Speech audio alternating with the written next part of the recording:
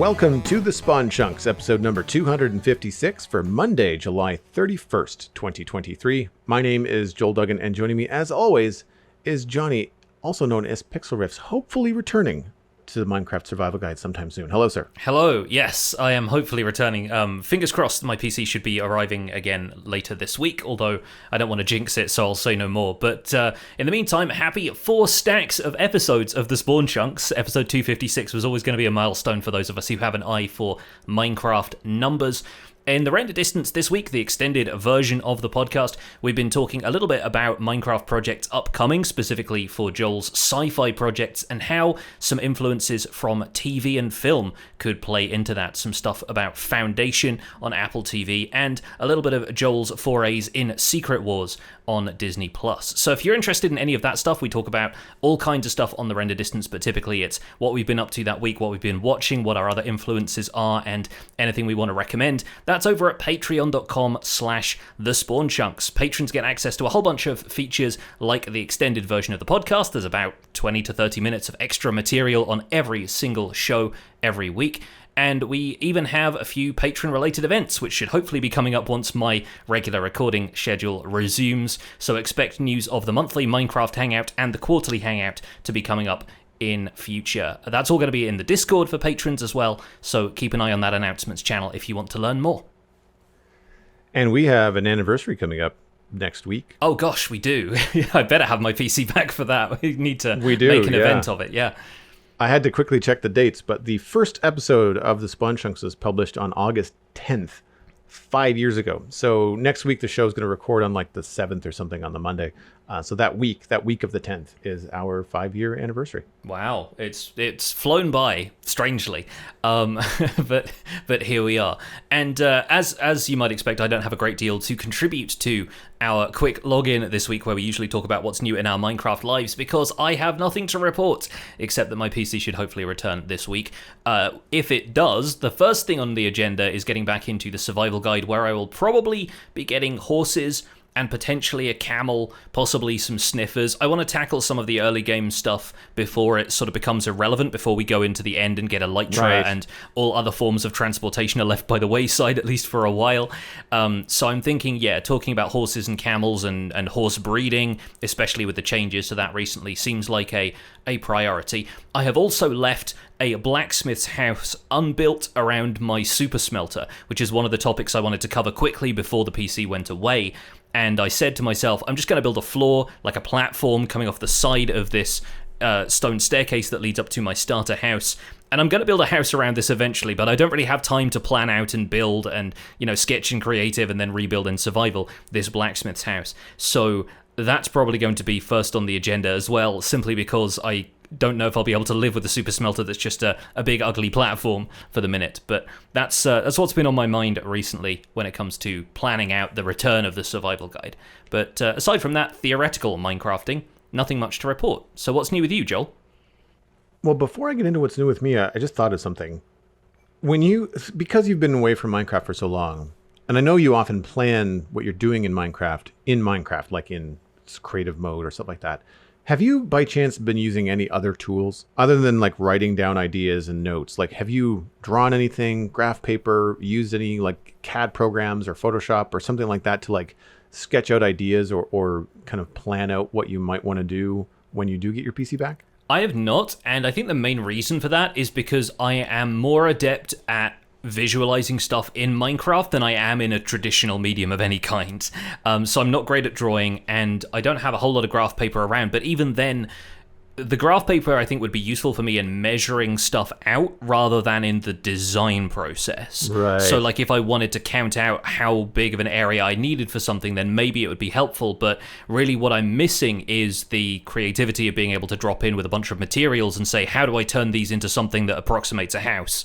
And like, how do I build on this style? And the experimentation and that side of things is really what works for me in-game that I have a hard time reproducing outside of a game environment. So yeah, like using Photoshop or whatever might work for some people, but it's not something that I have a huge amount of, I guess, patience for as well as ability for. Like I'm not really from a traditional art background at all. So Not right now is the answer to that, but I've played enough Minecraft that I think I'm able to piece things together in my head better than I am trying to visualize them anywhere other than in Minecraft itself.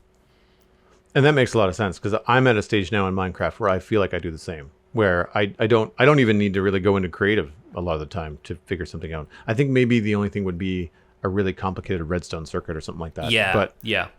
or spacing or something like that. But now that I've got enough of a repertoire of building in Minecraft, a sense of scale, an understanding of how deep and where to leave yourself room to avoid mistakes, like I feel a lot more comfortable just straight ahead going for it in survival.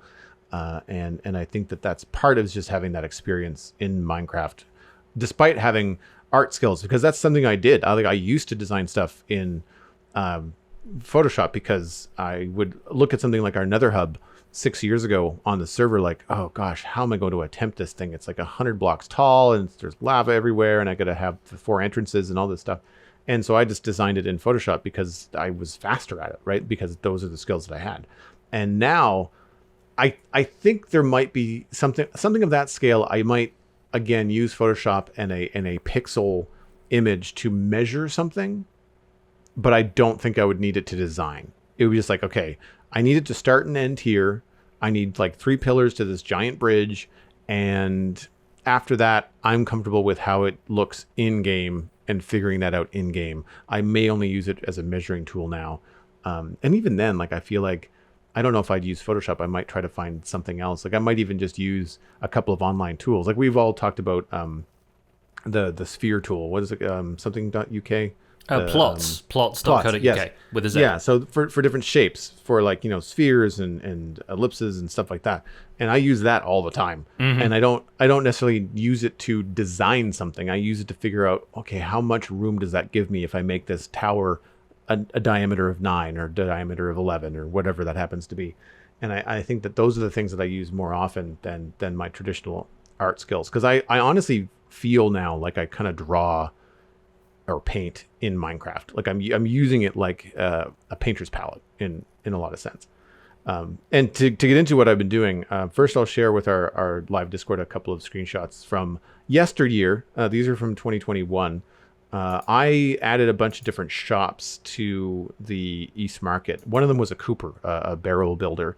And when I went around and started doing the hanging signs, I noticed that the Cooper was really lagging behind other builds in terms of the detail, in terms of the overall design. It felt very plain, had like a plain spruce plank roof, that kind of thing. And so I put it on my to-do list to go back and retexture it. And it didn't take very long. It was like a very short 2-hour stream. And I went through and changed a bunch of stuff, and it worked out very well. And I think it just goes to show, like, as you play Minecraft longer and you repeat things like building roofs, building windows, figuring out what block combinations work really well to achieve different things, you really sort of outpace yourself. And as difficult as it is to resist going back and redoing things, this is very visible. It's right on the river. I see it quite a bit, and I really felt like it needed an update. And so I went back and I updated it. And it didn't take a lot. It was like adding some barrels into the roof, adding a dormer with a window in it into the roof, throwing in a couple of different roof textures, changing some of the bricks and the blocks and the walls. I've got a lot of, I call them design cues. Like I like putting a upside down polished andesite stair above a lot of the doors in Westhill, especially if it's a decent sized building. It makes it feel like it has a keystone or a header above it. It kind of emphasizes the door. They work really well over windows sometimes because it, again, makes it feel like some sort of structural support for the roof above it. And just those little things as you go around and do that kind of influence a build also helps separate the building, which is made out of stone bricks, from the road, which is also made of stone bricks. So adding some texture to the walls and things was something that really needed to happen. And I had already gone through and added like the hanging sign from Minecraft 1.20, as well as the barrel in that sign, which is part of the armor statues data pack from Vanilla Tweaks, where the barrel looks like it's kind of carved into or hanging on the sign without the need for me to say like barrel shop. You can just kind of like infer what's going on. So I'm really happy with the way that it turned out. I added some details to some of the roof bits, added kind of like a roof slope or a sag that I often do. when I was working on it, actually came to the conclusion I must have just kind of got to the end of a stream where it was done enough and thought I'll come back and finish this later, and just completely forgot. Because it was like 80%, 85% there. It didn't have all those finishing touches that I seem to be putting on everything else. So I obviously just forgot about it.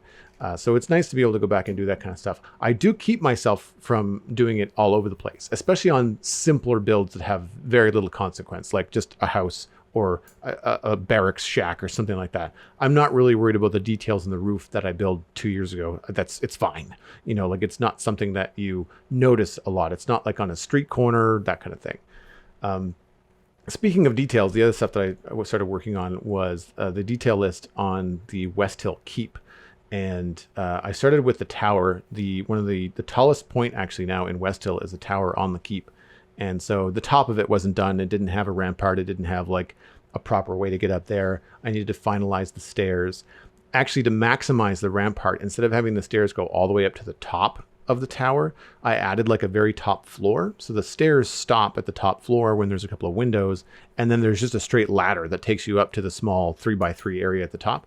So rather than losing like 3 of my 9 blocks to a staircase, I just have a single hole that you can come up and take a look around the city. And the only purpose of it is to just be up there and go like, wow, cool. Yeah. You can look around, but it really kind of struck me as I'm getting closer to the end of West Hill and I'm trying to muscle through, I don't want to say burnout, but like, do you ever have any of these monumental tasks where it's a lot of work and you've done a lot of the work, but there's just these last little bits that you have to do in order to finish it up, and you're almost procrastinating on it?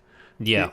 It's a combination of like not wanting it to end, but also like, I'm also so done with this. Like I've just been working on this for so long, and I'm really hoping to finish this soon. Things seem to be coming along, and having lists really help.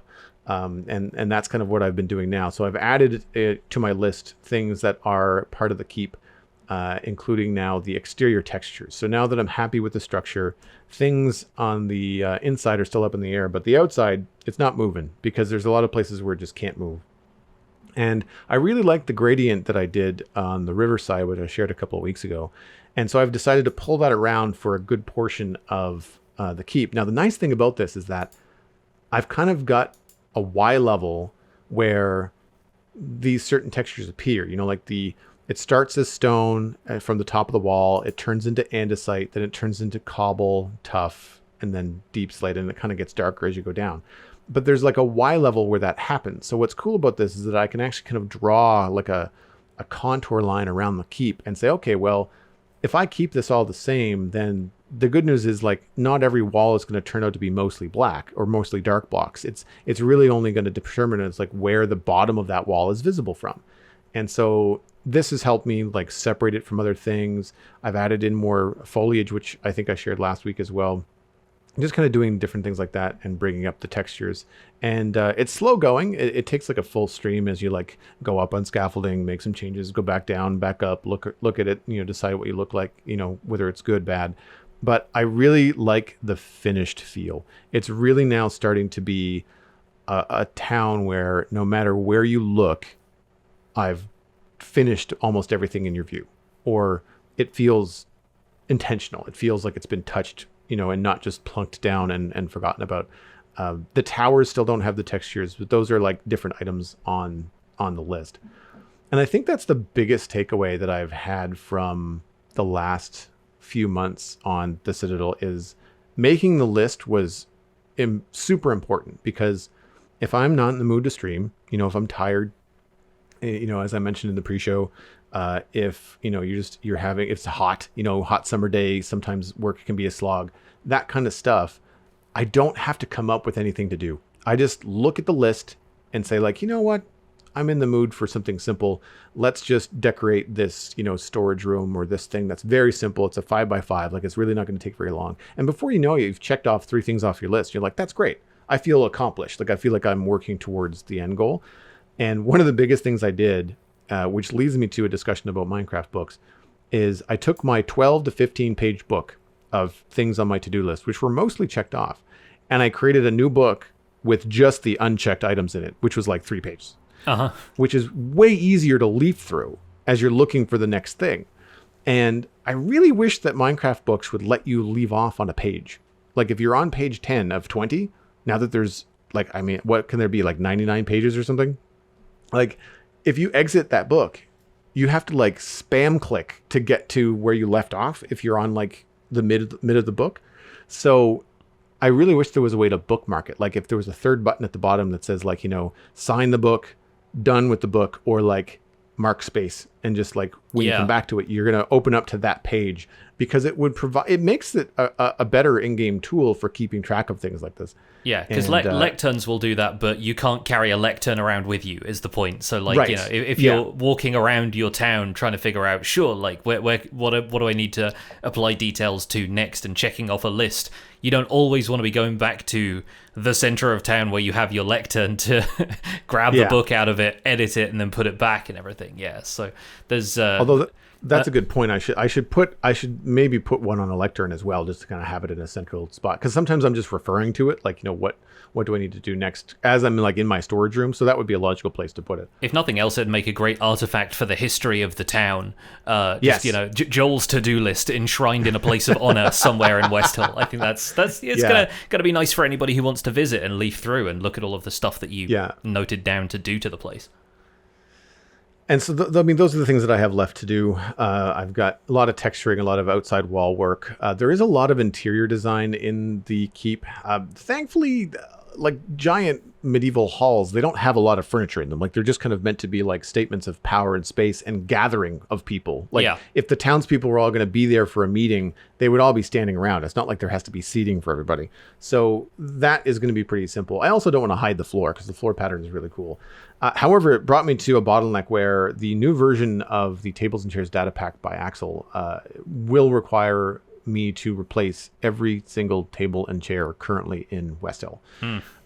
They had to rewrite it because Mojang changed the way that data packs interacted with or worked with the vanilla game, and so some of the functionality of the data pack was removed. It doesn't just break any of the display of the chairs, but or the tables, but it removes any functionality. So I can't remove a table or a chair in my world because I cannot replace it. It has to stay the same. So if a creeper blows up somewhere, I'm going to be mad. It's one of those things that is really frustrating where, I mean, it's a bed that you make when you decide to use data packs or use mods. Like you're at the mercy of that mod being supported in the future. You're at, that mod author being able to maintain a consistent mod or a consistent data pack. And I mean, their hand was forced. So like, I get why they had to redo it. But unfortunately, unlike mods, I don't find that data packs will roll forward all that well, to the point where some older data packs will just crash your game. Like you just can't load the old version of the data pack in there and have it work. So what we're doing on the Citadel is we're looking to grab a Fabric mod, because we do run Fabric. Technically it is a modded server. Most of the mods, if not almost all of the mods, are quality of life, UI and performance related mods. I think the biggest gameplay mod is the map, the Zero's mini map and Zero's world map. And that is updated like weekly sometimes. So the mod author on that keeps very up to date. And that can almost be a little bit tedious, but at least you know that it's always going to be up to date and working. It's the very first mod that works when a new version of Minecraft comes out. Zero's mini map is like ready to go, So we're looking at something like maybe a Doran, which is something that I've played with a little bit when I was playing the All of Fabric 5 mod pack. The tricky thing for me is trying to find a mod pack that will allow me to change the textures of some objects. If it's just as simple as doing a texture pack, then it could be very, very easy. Because with a lot of modded, they tend to go beyond what is just vanilla looking stuff. It tends to get into really, really specific things like, modern grill ranges and barbecues and mailboxes and stuff like that. And sometimes those mods can also have functionality, and that's something we may not want. That said, Zero's minimap allows people to teleport. It allows people to put down markers, and we on the server just don't do that. We use it as a visual map, and that's it. Just like it's a visual map in any modern game that you might pick up today.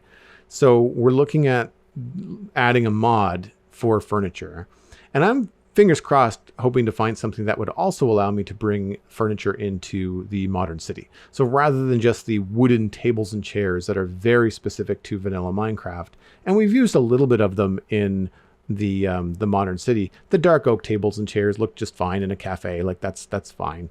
But it would be really nice to have modern sofas, modern armchairs, perhaps something that even looks like a toilet or a sink, in some of the kitchens, rather than putting a cauldron and a lever or a tripwire hook and having people use their imagination in a modern city. I think some of the things we might be able to get out of a more advanced furniture mod, like Adorn or something similar, could be fun. I'm just on that weird fence of I've been playing what I feel is vanilla, quote unquote, Minecraft for so long. Getting into the slippery slope of something like Adorn or other similar furniture mods, I'm not sure if I want to pull the trigger. I still have to double check with everybody on the server too. So there's that conversation to be had as well. But that's where I am. I'm disappointed that I'm going to have to switch it up.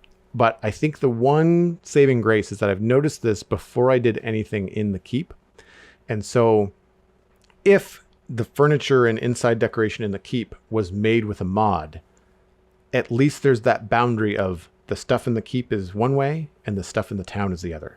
And it sort of makes sense. So I can kind of convince my brain that even though I've switched resources mid-build or close to the end of the build, it's not going to break your immersion of it.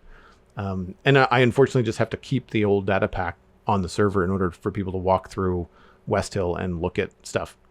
Yeah, but it makes sense, I think, long term if you have something that's both more versatile and more robust, especially if it's a mod that seems to be fully up to date and keeps up with other versions, then that's going to be potentially good for you long term, I think. Well, this is normally where we would read a little bit of news, but once again, there's not a lot going on in the Minecraft space this week. It is still summer vacation time. I'm sure there's a lot of creative recharging going on at Mojang, and we will, of course, keep people posted if anything develops. On a similar note, if small things happen in the community, highlights circulate in our Discord. If you're a member of our Patreon server, that's at patreon.com/thespawnchunks, you have access to the Discord server. So be sure to check it out if you are already a member, or if you want to become a member, you can join the community, keep tabs on what even players are doing. Even if there's not news per se in the Minecraft space, you can always check in with a bunch of like-minded players and see what's happening. Yeah, there's always new links being posted in the resource mine channel for helpful tools to help you build, or color palettes for stuff. There's all kinds of really interesting tools that get shared there. And even when there is news that we'll be talking about on the show, like snapshots, and when the development cycle kind of kicks into gear and we start to see more of that approaching players, we'll have a pretty lively discussion in the snapshot chat channel there about all of the new releases and anything else that happens around them. So definitely a good way to keep track of everything. But as far as the show today goes, I guess we're moving on into email. If you'd like to email the show, the email address is spawnchunkmail@gmail.com. And I personally want to extend a big thank you to everybody who's written in over the last couple of weeks, because it's naturally been difficult for me to generate any kind of conversation for the show, considering that I'm not playing Minecraft on a daily basis like I usually am. So it's been really nice to have a fresh raft of emails that has been coming in on a somewhat regular basis. This one comes in from Kija, who is a landscape artist member of our Discord, and the subject is building the real world. Howdy, Pix and Joel. On your newest episode, that was last week's show, episode 255, Pix presented a question about block picking from the real world. I moved to a brand new city at the beginning of the year for university, and it has been refreshing to see new buildings around where I now live. During the spring, when I cycled to my university on the waterfront, I started paying more attention to the architecture, how something was built, and I started getting inspired. There are a couple of older factories built in the 1900s that have inspired me to incorporate more bricks into my builds. I look for alleyways, how they look, and how I could incorporate something like that into Minecraft. I'm also constantly on the lookout for nice color palettes wherever I am.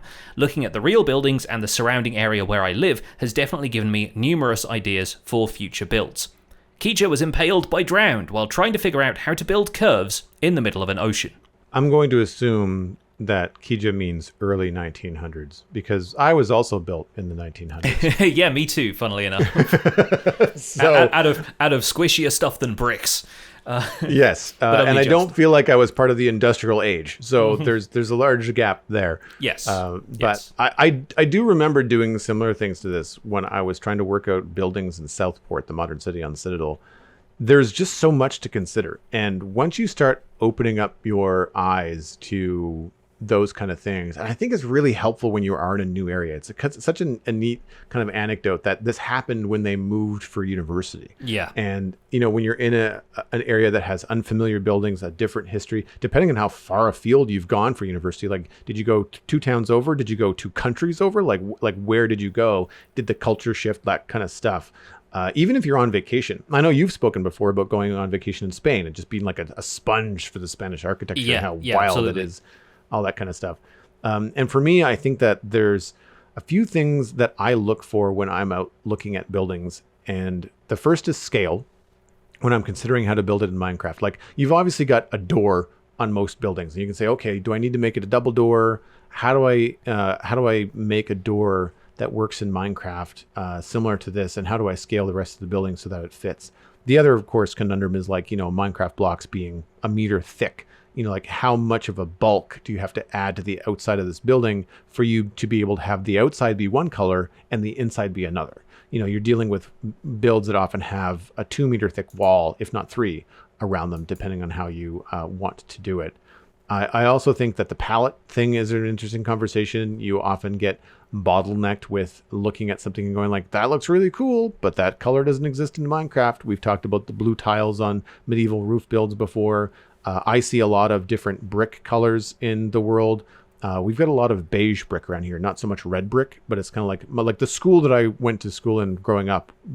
Two of them were kind of like a sandy brick color, but sandstone doesn't cut it. Like it doesn't look like sandstone. It looks like small bricks, just like the red bricks in Minecraft, but they're beige, not red. And I think that sometimes those limitations can cause a bit of frustration.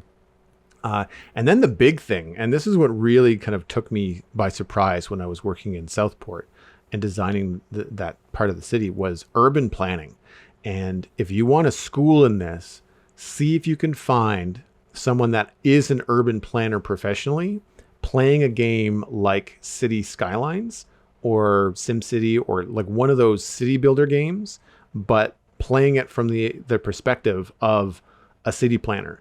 And I forget the link. I might have shared it on the show before, but I actually found the same creator that was a city planner playing City Skylines was also producing a couple of videos where they were flying around Minecraft cities that were made by like, servers full of people or whatever. And they were kind of like criticizing, not in a bad way, but like in an educational way, like, oh, look, they've added this green space between the highway and the residential area. That's real. Like that makes sense. We do that in real life to keep the noise down from the cars so that you're not sitting in your backyard constantly bombarded by 18-wheelers going by. And those kind of things that you have to consider if you want to make a realistic representation of what you're seeing in the modern world when you walk around it as you ride your bike, towards your university. There's just so much to consider from an urban planning standpoint. It's almost like you have a to-do list a mile long before you place a single block, when building modern stuff in Minecraft. Yeah, and I feel like that's often what presents an intimidating image of absolutely. modern building. No, much less the scale that you have to build on to achieve anything that looks contemporary. But yeah, like I find that the planning aspect of it and wanting to make a city feel like a city is often a bit of a hurdle to get over mentally, because you're trying to figure out like, okay, there would be all of this, and the amount of stuff you have to do just kind of multiplies outwards from wherever you start. But it's certainly achievable, and you can get some really great results that way. I think it's so interesting as well, hearing that people who have this as their profession are still sort of interested in the way we do it in the video game world as well. Going back to bricks, because you sort of touched on this briefly, but this is something that, living in a neighborhood that is mostly bricks, I always run up against this problem. I find that at first, at least, bricks are so difficult to use because they're so clean and identical, and bricks in real life just don't turn out that way. They are fired at different temperatures, they are fired for different lengths of time, they end up looking like a variety of different colors. Within a square meter of brick, you have maybe like 10 or 12 different hues, and that's just not what Minecraft bricks look like. And there aren't often many blocks that you can blend them with texturally, so you can't blend clay brick into nether bricks or red nether bricks in the same way that we have stone bricks for black stone, deep slate, a few other materials that can sort of form a gradient. And the way you tend to approach this when you're building with bricks is to do the occasional stone bricks in a wall of natural stone kind of thing, where you get something else that's vaguely the same sort of color. Maybe you put them in a wall of terracotta or granite or something like that, and you throw occasional brick blocks in there so that the texture isn't obvious and repetitive and overwhelming, but it still kind of implies that there are bricks in there. And as somebody who lives in an area with a lot of brick houses, I wouldn't build any of them purely out of bricks in-game, because then they look unrealistic. They look almost cartoonish. So yeah, like maybe sections of bricks can peek out from a wall where they've been plastered over and the plaster has crumbled or something like that. But yeah, I find that bricks in particular become very difficult to use in contemporary builds if you expect to use them just how you're seeing them on the street every day, because how they look on the street is very different to how they look in Minecraft. And you've also got things like graffiti and I don't know, I don't want to say rebuilding, but like there's a lot of layers to a city that I think the straightforward approach to building something in Minecraft is to make it like build it and have it be finished and complete. And it's so hard in any kind of modern palette in Minecraft to get that wear and tear, that weathering, or that what happens a lot around Halifax is there's a lot of protected buildings downtown, but they're unsafe. So they have to be torn down. They have to be updated in order for them to be livable or workable or whatever. But what they do is they keep like the brick facade that's on the building. And you'll often see like when a building is being redone, there'll be all this metal scaffolding that will be holding up the brick face of the building. And then behind it is nothing. Mm-hmm. And then they put in a new building, modern, like air conditioning and like all the different things, properly insulated, sealed basements, all that kind of stuff. But they keep that front entrance. And so it maintains the historic feel of downtown Halifax. And then you can still have a modern building inside with all the modern comforts. And that brings in like a layer of history that I think is difficult to build from scratch. Yeah. When you're doing a Minecraft city or a modern block or something like that.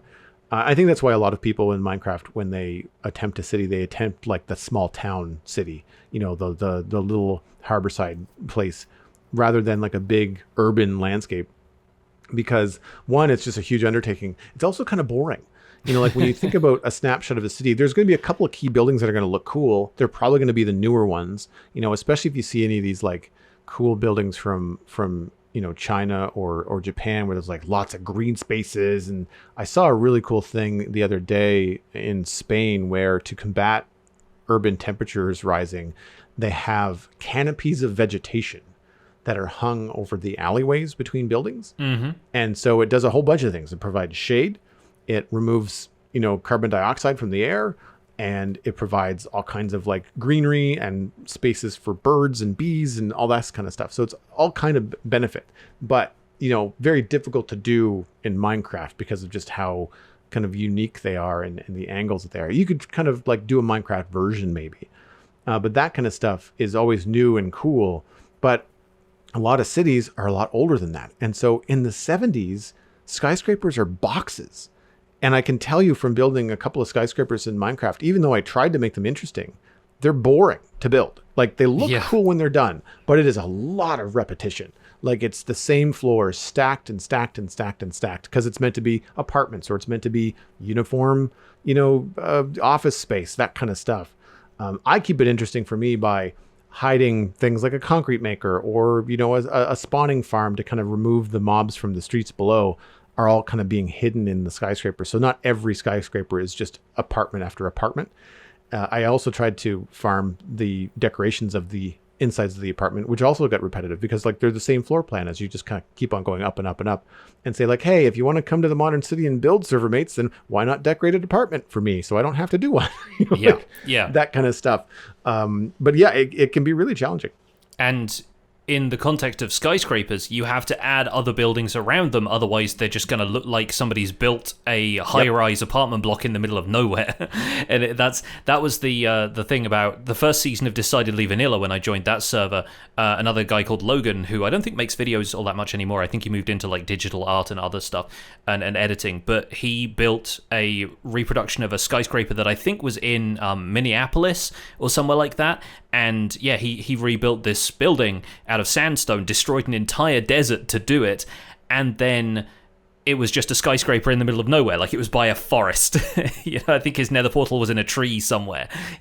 So there's some stuff that you can do that can be a really rewarding project to finish that one build.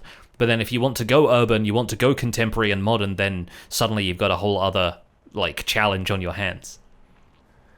I'll have links to City Beautiful, a YouTube channel, and City Planner Plays, another YouTube channel, in our show notes this week.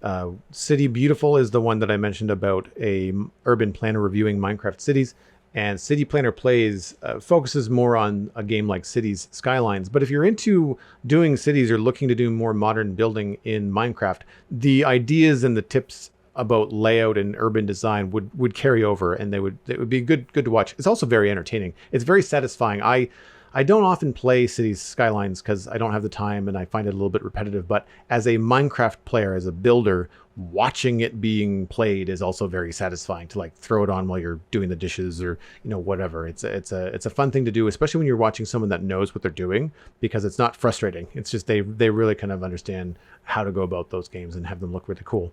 Yeah, I'll be checking out both of those links because it seems like food for thought, definitely. Our next email comes in from JD Builds about spell books.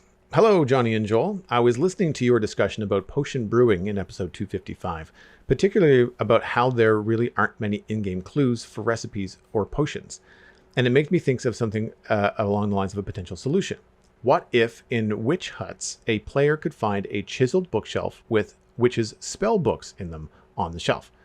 In a witch's spellbook, a player would find picture recipes for a specific potion or perhaps a partial potion with a question mark or missing ingredient for the player to experiment with to complete the recipe. A witch hut could spawn with one or maybe two spellbooks with different potion recipes in each book. I think this would fit in with the 1.20 exploration factor, giving the witch hut an update in the process. I know I would love to display a collection of spellbooks in my apothecary. Would love to hear your thoughts on this idea. JD Build's first ever survival mode death years ago was to a witch, but even though they still scare him, he'd go on a witch hunt raiding for spellbooks. I really like that the sign off was a callback to JD Build's first death in Minecraft. And well done surviving long enough that a witch was the thing that took you out. I find that, there's creepers and zombies and all kinds of stuff before I ever encounter witches. But yeah, I really like this idea primarily because we've talked recently about renewing people's interest in certain structures. And I think ever since the advent of stacking raid farms and those being a source of all of the witch drops at even a higher rate than witch farms used to be, witch huts have largely been ignored. I think the change in height of the world was also about something to do with this, because that effectively made witch farms less effective due to their relative Y position in the world. So, I mean, technical details aside, people don't go to witch huts unless maybe they want a guarantee of taming a black cat. And that's kind of the only reason to go now. So I do like the idea of giving some more value to witch huts, even though people who are familiar with potion brewing at this point might not go there for spellbooks like this. It's a really great idea to revamp witch huts, include some of the newer features, and also give them something that helps new players understand potion brewing better. I think that's a very good way of concisely solving a lot of problems. I really liked it as well. I think that it could even be taken further by, instead of collecting separate books for each spell, what if you were collecting pages, similar to how we collect pottery sherds, in that with each page that you get, and perhaps a single recipe isn't on a single page. Maybe you have like two different pages that you have to put together. I don't mind the idea of a mini game, like a puzzle, to kind of fit together to figure out how to to make a potion. Because the cool thing about that is if you just find one, like let's say you find 2 or 3 pages, you manage to put together one recipe. That will kind of teach you how to make a basic recipe or brewing recipe in Minecraft. And then you could either experiment on your own or go looking for the other recipes and try to figure out how many there are. I think it would be important to communicate in the game somehow that there are X number of recipes. Like you found one of 15 or one of 20 or like whatever that number is, so that you don't think you found all of them and you've only found 3, like that kind of a deal. I like the context in which JD Builds presented the idea, like for all the reasons you mentioned, and just bringing in exploration, bringing in the idea of new functionality for an existing block, updating an older structure that, in my opinion, also feels dated and I think could use a bit of a refresh. I think that it's such a nice way to suggest an improvement or a solution for this problem in the game, rather than just give us a recipe book like we have for our crafting recipes in our inventory just there, right? Like that's the easy fix, but that's not inventive or fun. And it doesn't incorporate all the different things that the Mojang team has worked on over the years, adding to the game. And I think that it's such a great way to provide feedback in that, like, it takes into all these different things into account. I think that as you do that, like as you unlock these recipes, as you find them, I think after that, it would be cool to then have something when you go to a brewing stand, you could have your recipe book there and it would contain all of the recipes that you've learned so far. So not everything, but at least then you wouldn't have to go back to your separate bookshelves to try to remember, how do I make a swiftness potions? Like, how do I make a potion of fire resistance? For the more complicated stuff, or the things that you don't brew that often, it would be nice to have that stuff in like a central place where it's like the player has quote unquote learned it. And therefore the player person in the world can then refer to that next to the brewing stand, rather than having to go and pull off individual books off the shelf. Because the problem that I have there is that when you're looking at a bookshelf, a chiseled bookshelf, if it contains books that have stuff in them, there's nothing on that bookshelf to indicate what each book is, right? So like unless you have them in a memorized order, you really are just pulling books at random until you find, oh yeah, that's where I left the swiftness potion, like that kind of stuff. Like I wouldn't want to have to go through an entire wall of, enchanted books on bookshelves trying to figure out where I left the potion book that I want. So I think there are some hang-ups with the idea, but all of which could be, iterated on and I think brought to a proper solution. This could also be a really good opportunity to revisit potion brewing and cauldron mechanics and how they differ between Bedrock Edition and Java, because the cauldron is much more important to brewing in Bedrock Edition. You can fill cauldrons with a specific type of potion. That's how tipped arrows are crafted. And I think if we're going to look at revising witch huts and including more potion brewing, hints and tips in that kind of structure, then it also makes sense to revisit the way those mechanics work, just so there isn't any miscommunication and things don't get like, the potion brewing recipes don't get added for the wrong version, for the version that they wouldn't really be associated with.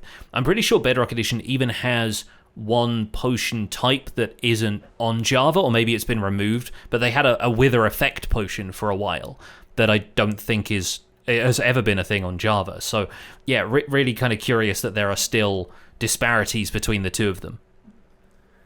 The Nookie in our live chat just pointed out that you could have tooltips when hovering over a book in the shelf, similar to when you hover over something in your inventory. There's not enough room to read anything on the side of a book in the resolution of a chiseled bookshelf, but it would make sense as if you're reading like the side binding, of a book, so you know which one is which. I like that idea. I think that's a cool solution as well. Or when you're looking at an item in an item frame, like when you see the name hovering over it, if you've renamed it in an anvil, it can be a similar kind of thing. Yeah. And if language is an issue, or to avoid that kind of stuff, they could also have, if they are planning on changing the shape of all the different potions, they already have them as different colors.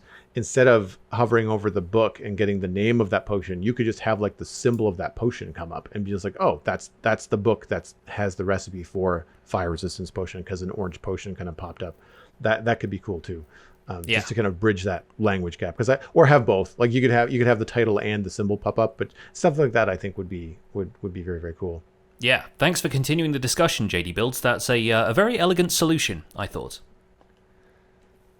Moving on to our main discussion this week, perfectionism in Minecraft. This also comes in from an email from Joseph J. Perfectionism when playing Minecraft. Greetings, Joel and Pix. Hope you're both having an amazing day. I've been playing Minecraft for over 5 years now, but recently I've developed the need to be a perfectionist when playing. I am in no way a perfectionist in real life. For instance, I feel the need to make one side of a branch mine identical to the other so that it will be aesthetically pleasing.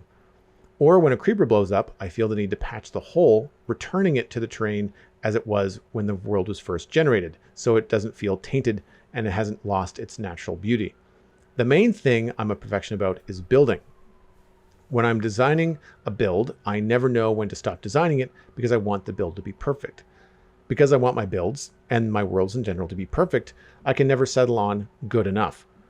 I feel like my world isn't perfect, even if it spent endless hours. Sorry, I have to say that again. Even if I feel like my world isn't perfect, even if I've spent endless hours working on it, I end up starting a new world. I know these thoughts and actions are irrational and that there is no such thing as a perfect Minecraft world. I've been trying to change my mindset, but I just can't figure out why, and figured I'll ask you guys. So how do you both deal with perfectionism when playing Minecraft? How does one overcome the need to be a quote unquote perfect Minecraft player?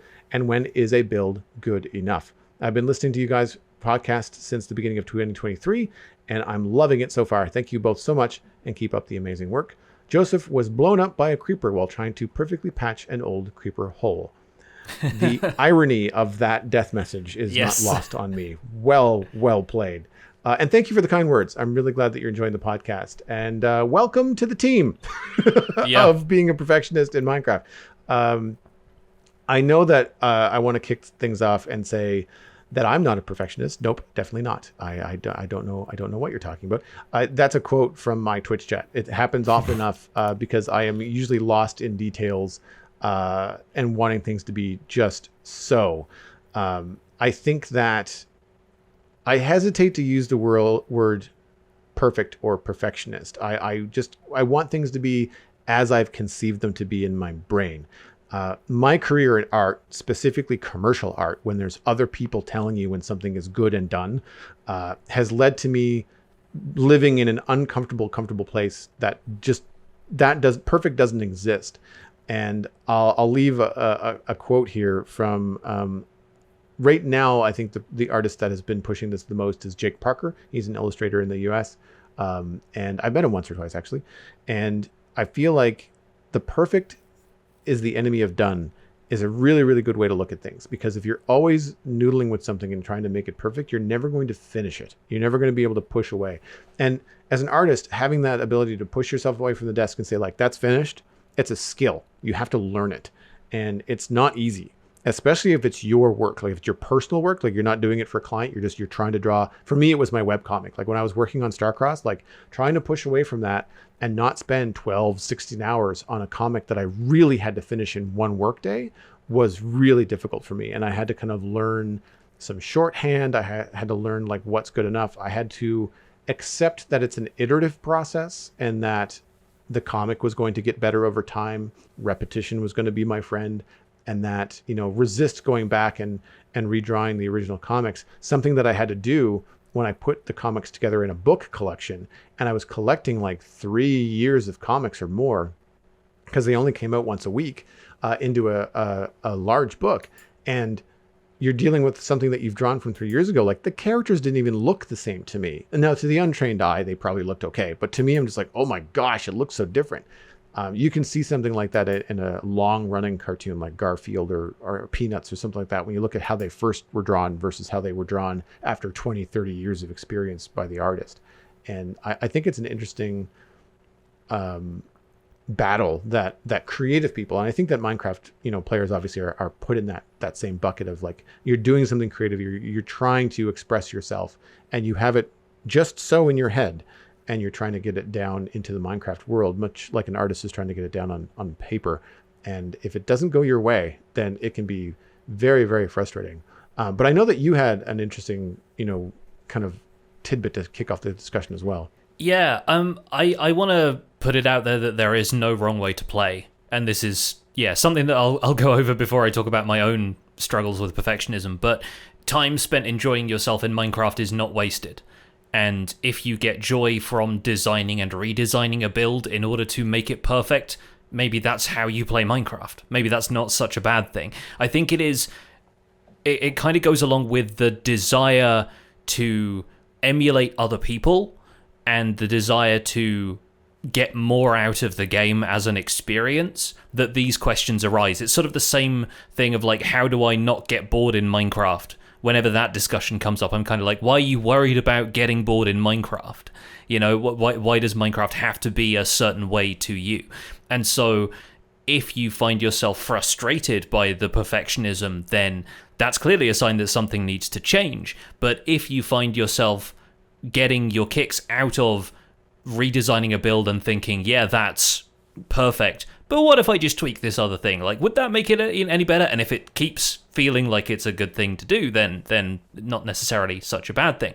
I also prefer to patch up holes in terrain when a creeper explodes, because, I don't know, I might want to reuse that landscape at some point for something else, and the creeper has done something that was not necessarily a voluntary act on my part of modifying the landscape, and I like being the one person or one of the group of people who is in charge of how that world changes. Because the Minecraft world doesn't change much without players' input, so I think that's obviously part of it. It's an unexpected change. Personally, when it comes to perfectionism, I sort of feel the push and pull of this throughout my work as a professional content creator, because I have a very detail-oriented audience who will notice when something isn't quite correct, but I have a need to move forward into the next topic or video instead of dwelling on something for a while. And if anything, the amount of feedback I get from the community has actually helped me embrace imperfection, because I'm never going to please some people. I'm never going to play Minecraft efficiently enough for some people. There'll be people who will call me out for putting 7 items in a furnace with a piece of coal when I could have smelted 8. And those people are obviously very detail-oriented, and they prefer to play Minecraft in an effective and an efficient way, and in a way that, I would find prohibitive, in the sense that I couldn't move on from some of that stuff, and that's a difficult line to walk. Like, the more perfectionist you end up, the more you are stifling yourself in just getting on and doing whatever it is you want to do next.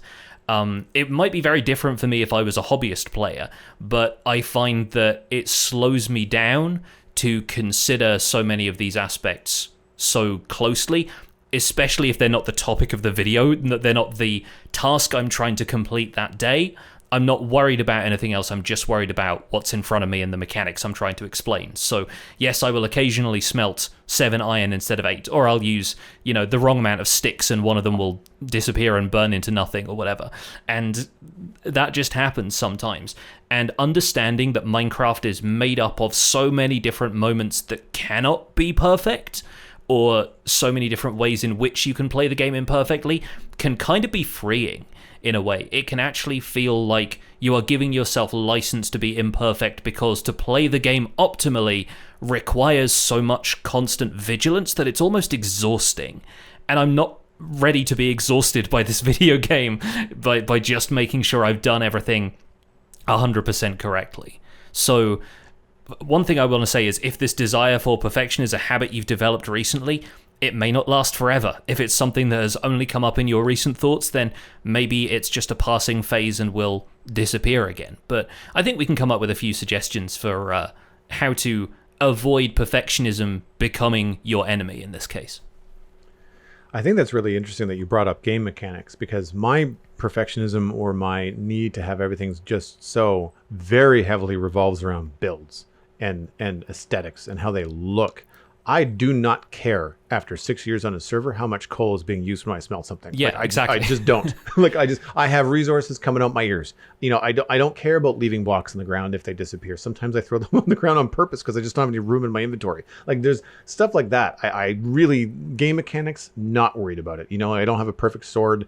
I'm not worried about having a perfect uh, Enderman farm. We have an Enderman farm in the end that I visited recently just because I was down there looking around, and it doesn't work quite as intended for whatever reason. I just don't want to rebuild it. I didn't find building it fun. I don't know why it's not going crazy like some Enderman farms do. And I just, I can't be bothered. And is it perfect? No. Does it function? Yeah, good enough. But right now, our, zombified piglin farm is the better way to get XP. Plus, you get gold and other stuff while you're there. Um, I think that to touch on, ideas for addressing any kind of perfectionist tendencies in the game, I definitely get caught up in details in Minecraft that are a time sink, and oftentimes they're inconsequential. I spent a couple of streams in the last week, I'm sure, decorating closets in West Hill, like storage closets. They're full of barrels and chests. They're 5x7, maybe smaller. They're, you can't see them from the outside unless you are in my build walking around. You're never going to find these things. Could I have just put a door on them and shut them? Absolutely. I could even have a fake door that leads to nowhere that just suggests that there's a closet there. But part of the challenge that I've given myself when building West Hill was to design it in full, like to have it feel like it's lived in, much like you would find a town in an RPG game. And usually in those, those kind of builds, if you can open the door to a room, there's going to be something inside. Think about walking around an inn in World of Warcraft. Like, you couldn't open up the wardrobes and look inside, but you could absolutely go upstairs and there would be beds and, probably an NPC standing around, that kind of stuff. And they're not just an empty facade from the outside. So that was my goal. I enjoy that. It doesn't take that long. But, games that are a time sink, you mentioned about the time investment and stuff like that in Minecraft. It's one of the reasons why I moved it in to try making it part of my job is because I do find myself enjoying the detail, oriented building and the time it takes to do that, because it's a block by block game. And I just thought, man, if I'm sinking this kind of time into this game, which I at first when I started playing, like, I couldn't help it. Like, I was just playing for hours and hours and hours. Like, this is I either need to find a way to fold this into my job, or I need to figure out a way to not play it so seriously, because it really can be a battle. Something that I found that has helped me though is when a build that I'm trying to create doesn't come out exactly as I have conceived it, I kind of lay that at the limitations of Minecraft. You have to work with a lot of approximations at the, a lot of the time. And I think that if you lay that down as, this is as good as I can make it in Minecraft, as opposed to, it's not perfect, but like, it's never going to be perfect just because Minecraft is full of blocks and they're a meter wide. Like, there's so many things that you're not going to be able to do to the level of what you might see as perfect. So the good enough, which feels defeatist, turns into, this is as good as I can make it in Minecraft, because Minecraft has limitations. And I think that that's something that's helped me a great deal when wanting to make something a specific size or length or line things up. Now, sometimes that involves some patience, where I know I don't want to finish these two buildings and have them be off center by 2 blocks. Well, that means I need to take the time and measure out the foundations and triple check that measurement before I build both of them. And so I think that some of it is like, hindsight is 2020. If something's really bugging you, then the next time you do something like that, a similar build, make sure you kind of do your due diligence before you start. I think that can help a lot of the things that make people's eyes twitch, Yeah.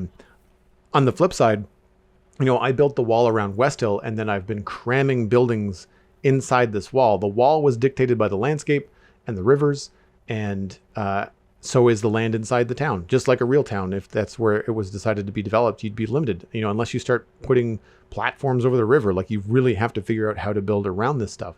And that to me is a fun challenge. We've talked about that before, where, you're forced into a box, pardon the pun, and you have to figure out how to fit a small, bakery in a space where you thought you had more room, but now you've got a wall and a river and it's shaped like a triangle. Well, how do you do that? Well, if you can figure it out, maybe that leads to a cool outside space. Maybe that leads to, a triangle shaped oven inside the bakery, just to try to help you kind of get around those problems. And I think that accepting those challenges and kind of like making them your own and moving forward with them is another great way to handle when things don't go exactly as planned and are therefore in your mind, not perfect. Yeah, like there's a couple of things I can recommend, and it goes back to what you were saying earlier about having some oversight when you were a commercial artist, like whether it's setting yourself some deadlines or having somebody else hold you accountable for something. This might seem like a very extreme way to handle perfectionism, but like if you have a partner, if you have, somebody else, like a roommate, a friend, somebody else that you're even maybe playing on a Minecraft server with, have them come over and look at it and tell you that it's okay. Like or tell you that it's done, or just say, yeah, like maybe do another day on this and then call it good. And like other people's feedback on that topic can also help you move on from some of that stuff. Like even if it's self-imposed, even if it's setting yourself some deadlines, like I'm going to work on this build for exactly 1 week, presuming you have a reasonable amount of time within a week to play Minecraft, but then at the end of that week you move on. It can be a fun exercise. It could even be a fun way to live a nomadic existence if you build in one area for a fixed amount of time and then in-game physically move away from it. I think that could be a fun way of structuring your time in a world, and that would also scratch the itch of restarting the world in the hope that that was going to provide something new that might stick for that particular time. Is because effectively moving away from where where your spawn point is or wherever it is you're currently building is effectively the same thing as starting a new world, just without the grind for tools and everything else. And I can recognize that that's also a helpful way to reset your mentality, is to go looking for that stuff and finding, cool landmarks and abandoned mine shafts and that kind of thing. But you can do the same thing just by dropping all of your stuff in a chest and going somewhere else. I like the idea of accountability. And I think that's one thing that the Citadel has, is that there are several other server members that have also put in a lot of time on the server. They feel ownership over their builds, over certain sections of the server, and over the server as a whole. So any decision to ever restart the Citadel would involve a large meeting, and everyone would have to be on board. I wouldn't be comfortable with it if it was like even 5-1. Like I would really want everyone to be like, okay, this is exciting. Let's move forward. There'd have to be a really good reason for it. And not to say that it would ever get deleted. Like we would have backups and downloads and obviously keep it around and stuff like that. Just because it's a lot of my professional work, but also just a lot of just passionate work by other friends and fun times and memories, from a lot of people. I think when you're dealing with Minecraft and the endless gameplay, looking at the broader Minecraft world, you're talking about either resetting, or you were talking about like dumping all your stuff and going the distance. I think that there's a lot of quote unquote imperfections in the Minecraft world, and wanting to fix them and make them better, make them your own, is I think a natural progression as a player. Like I think that in the same way that you and I will look at Mojang releasing a block and we're like, that's cool, but what if they did this? Like we always have like a, what if we could be, put on our little game developer hats and have an opinion. And I think that the same is true of the Minecraft world. It's like, well, I know it's procedurally generated, but why did the cave do that? Why is the village hanging off the edge of this cliff? Like, that's weird. Let's fix it. It provides an opportunity for gameplay. And I do find it odd that I see this pattern in Minecraft in the community of being dissatisfied with the world you've been working on and restarting it, expecting a different result. Yeah.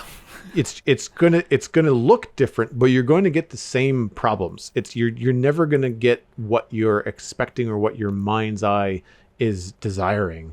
So I really encourage people to work through the dissatisfaction. If you don't like the way your build looks, you can change it infinitely. Now that's a rabbit hole, but if you don't like the way a Minecraft river winds, you can move it. If you don't know how to move it, you can learn how to move it. And I think that will then start to push you into learning new skills, keeping things fresh, going from building houses to doing landscaping, to doing redstone builds, to like, I don't have enough of this block, I guess I have to learn how to make an iron farm. Like that kind of stuff can really snowball into, you are never going to be bored in Minecraft because there's always going to be something new. Now, it takes time, it takes patience. And if you lack one or both of those things, that's where I think, Johnny's point to accountability can come in, because if you're not able to put in the time all the time to make these big farms, well, having servers with server mates where people can work together to achieve these goals can help quite a bit. And then that loosens the restrictions on what you're doing elsewhere in the world individually, and then you can all move on and do the things that you need to do. I think there, however, is a tremendous sense of pride when you can look over a Minecraft landscape and realize that you have either accepted, tweaked, or completely reinvented everything within render distance. And it's taken years, but that's the feeling I get when I look around West Hill. And I really want to emphasize the acceptance part. There are some parts of the landscape that I just looked at and thought, I could change this, but it would be a lot of boring work. And I'd just rather not. So the challenge was, well, let's accept this and move forward. I talked before on the show about the game of yes and accepting something a server mate has done and building upon it, rather than being negative and saying like, no, I don't like it. Saying like, all right, well, that exists. How can we move forward with it? And I treat the Minecraft landscape in the same way. It exists. How can we move forward with it? Is this valley a real problem for me? Is it only 20 blocks wide? Sure. That's not my Minecraft experience tells me that that's going to take me 30 minutes to fill in, and I'm going to be happier because of it. Let's go. Then I look at other things like a giant ravine, and you're like, I don't want to take the time to erase this. How can I work this into my build? Like what could I do with this for it to be something that doesn't make my eye twitch, but is instead an accent or something that increases the visual value of the area. I think with West Hill, one of the things that I've learned has been to accept a lot of things that are around and try to work with them rather than constantly trying to change them. Because for me, the wall that I hit when I'm noticing that I'm getting too, we'll say, perfectionist about something is when I'm struggling to get what I want and I'm no longer having fun.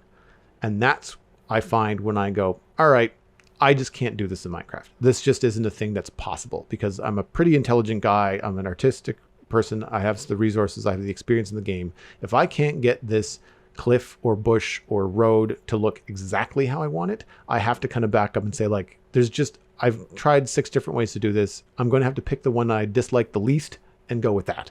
And I think that that's kind of where I draw the line, is like the moment that I start to feel frustrated, I'm just like, that's not cool. Like I want to remain having a fun time in Minecraft. And that's where I think that I'm able to turn back to that phrase I said earlier, which is, this is as good as I can make it in Minecraft. If I was in Photoshop, I could absolutely get this to look the way that I want, but I'm not, Yeah. It's often about embracing the lesser of two evils. And I think one of the ways of avoiding perfectionism is by trying to think one step ahead of what you're doing at all times. So, say for example, in your medieval town, you're designing the perfect looking wall. You've got the wall gradient all kind of figured out.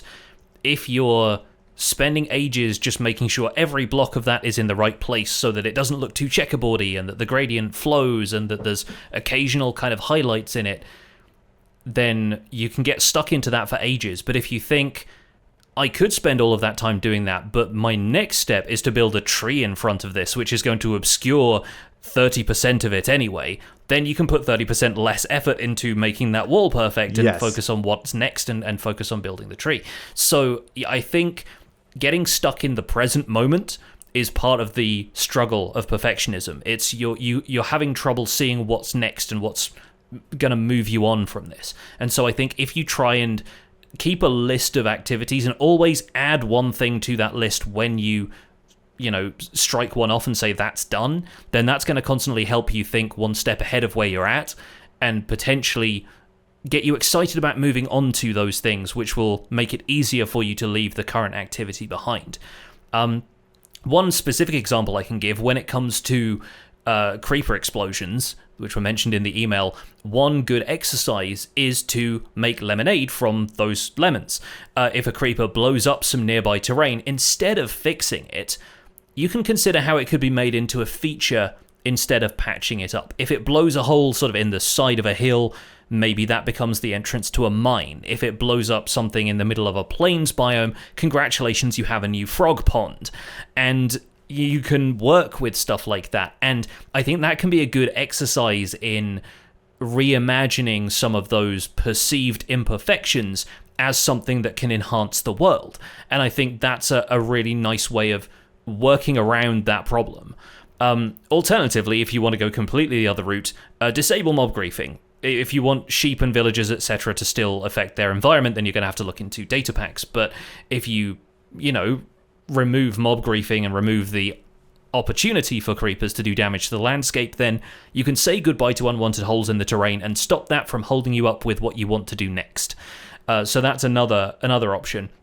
The last thing I will suggest is to set an objective other than building, because Joseph mentioned in the email that building is the thing that's driving the perfectionism right now, and it's harder to judge that kind of perfect in making progress towards things like advancements, because they have win conditions. You have completed the advancement or you have not, and it's a very black and white kind of thing, which can lead to you at least feeling like you can step away from the thing that you're getting frustrated over for a while. And whether that's just eating every type of food in Minecraft, or if it's acquiring a trident so that you can get the trident-based advancements, or anything like that, it will at least give you time away and give you time to come back to that build with fresh eyes, and then that might give you a bit of an impetus to go, okay, well, no, I think on reflection, that's actually looking better than I thought it was when I left it. Let's work with that, maybe tweak a couple more things and then call it done. And I think it's a little easier to do that if you have a variety of activities in your Minecraft game, so that you're not dwelling on the building 100% of the time.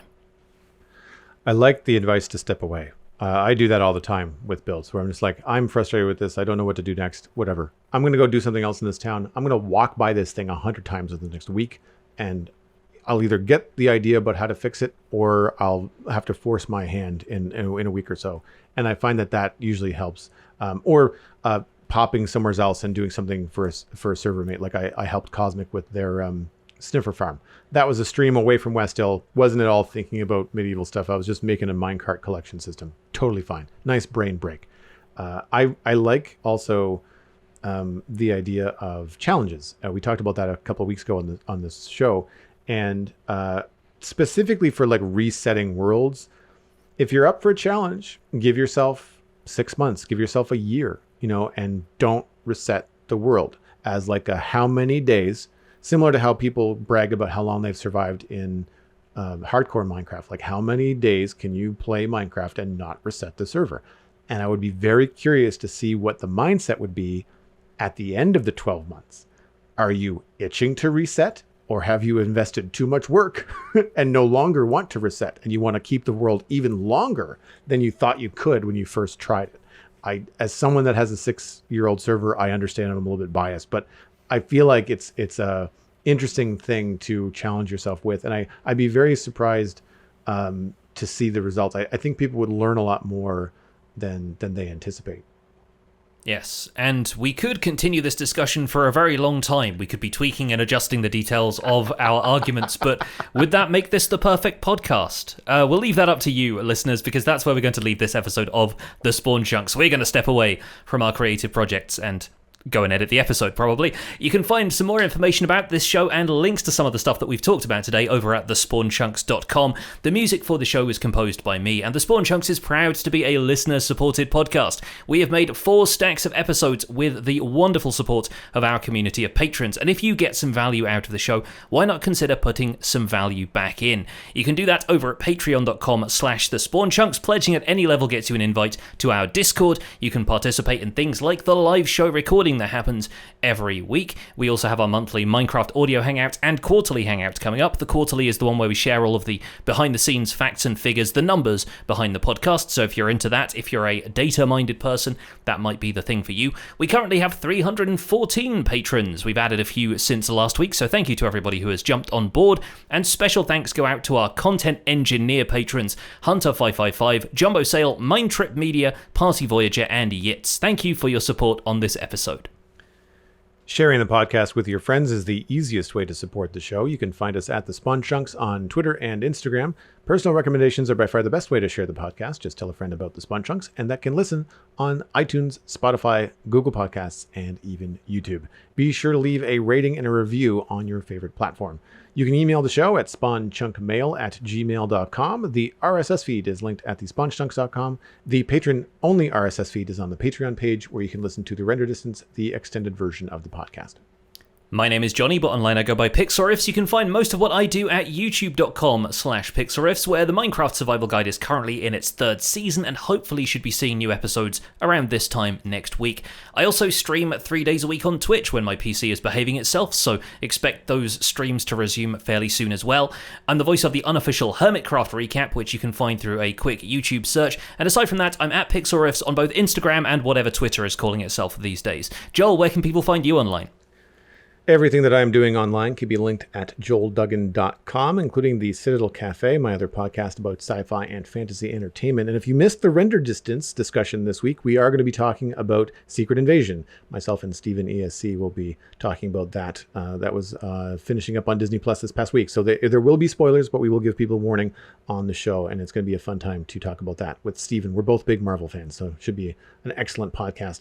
I'm Joel Duggan on social media and Joel Duggan on Twitch, where I stream Thursday through Sunday, starting with the Citadel Minecraft server on Thursday, a brief break for Lego on Fridays, where I've started the motorized lighthouse. Very cool build. And then the weekends are spent back in Minecraft. Thanks for visiting the Spawn Chunks. The world outside is infinite and imperfect, and that's fine.